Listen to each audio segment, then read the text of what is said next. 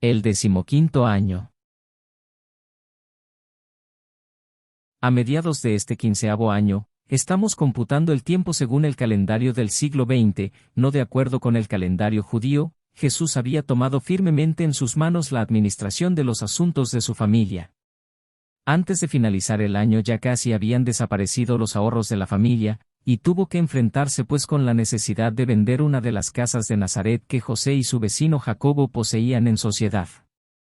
El miércoles 17 de abril del año 9 después de Cristo, por la noche, nació Ruth, la más pequeña de la familia. Jesús hizo todo lo que pudo por tomar el lugar de su padre, siendo el sostén y consuelo de su madre en estos momentos particularmente difíciles y colmados de tristeza.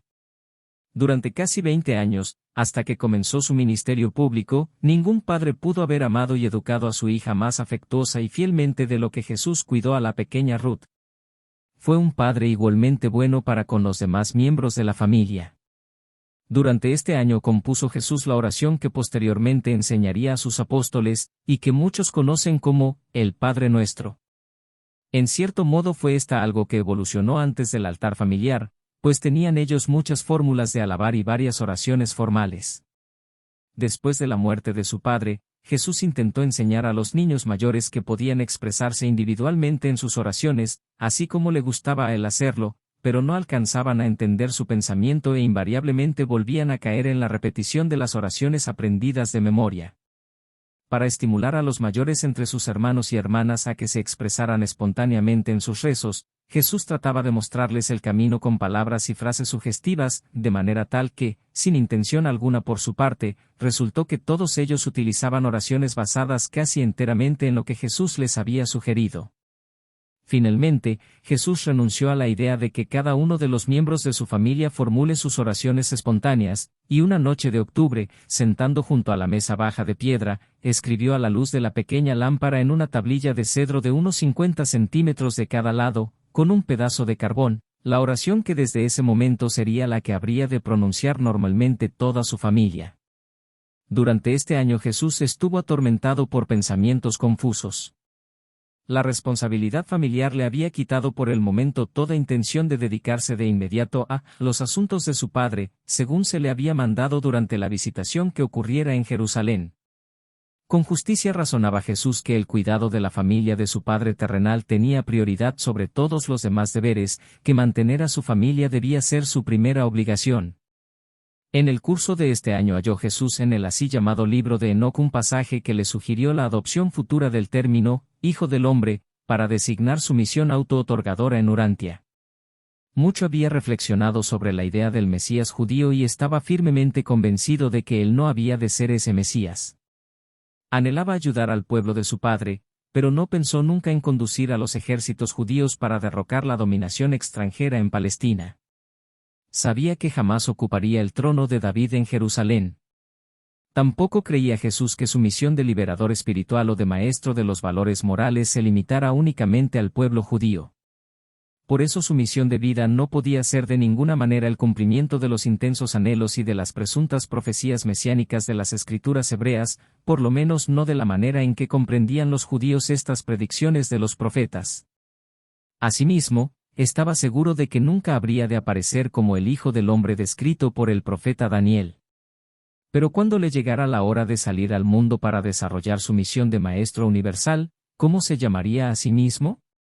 ¿De qué manera definiría su misión? ¿Por qué nombre lo llamarían las multitudes que acabarían por creer en sus enseñanzas? Mientras le daba vueltas y más vueltas a estos problemas en su mente encontró, en la biblioteca de la sinagoga de Nazaret, entre los libros apocalípticos que había estado estudiando, este manuscrito llamado El libro de Enoc, y aunque estaba seguro que no había sido escrito por el Enoc de antaño, le resultó muy interesante y lo leyó y releyó muchas veces. Un pasaje en particular le hizo mucha impresión, un pasaje en el cual aparecía este término de Hijo del Hombre.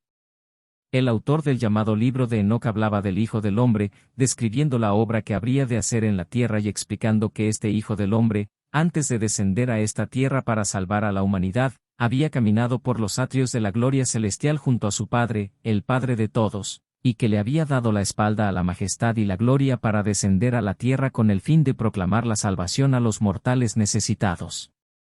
Según Jesús leía estos pasajes, sabiendo muy bien que gran parte del misticismo oriental entremezclado con esas enseñanzas era falaz, sintió en su corazón y reconoció en su mente que, de todas las predicciones mesiánicas de las escrituras hebreas y de todas las teorías acerca del liberador judío, ninguna estaba tan cerca de la verdad como este relato escondido en las páginas del libro de Enoc, solo parcialmente acreditado, allí mismo y en ese mismo momento decidió pues que adoptaría el nombre de Hijo del Hombre, como título inaugural de su misión, cosa que efectivamente hizo más adelante al comenzar su ministerio público.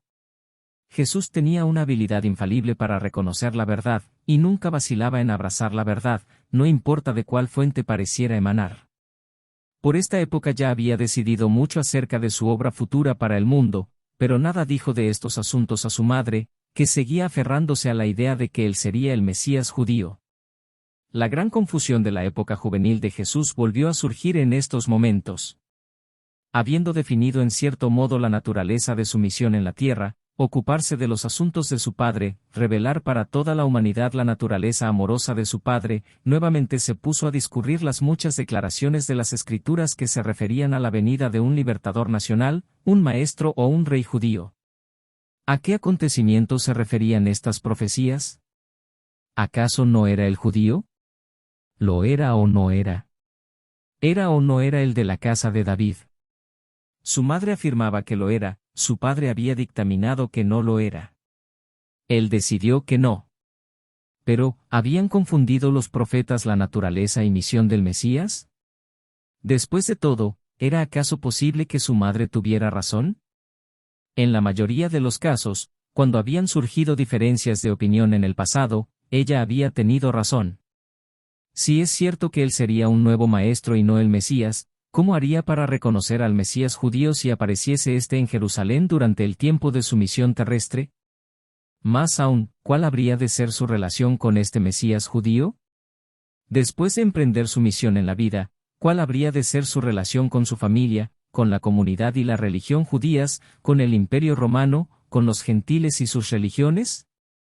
Cada uno de estos problemas importantísimos pasaban por la mente de este joven Galileo, quien los consideraba seriamente mientras seguía trabajando en el banco de carpintero, ganándose laboriosamente la vida, y ganándola para su madre y otras 8 bocas hambrientas. Antes del fin de este año María vio que los fondos de la familia disminuían, delegó la venta de palomas a Santiago.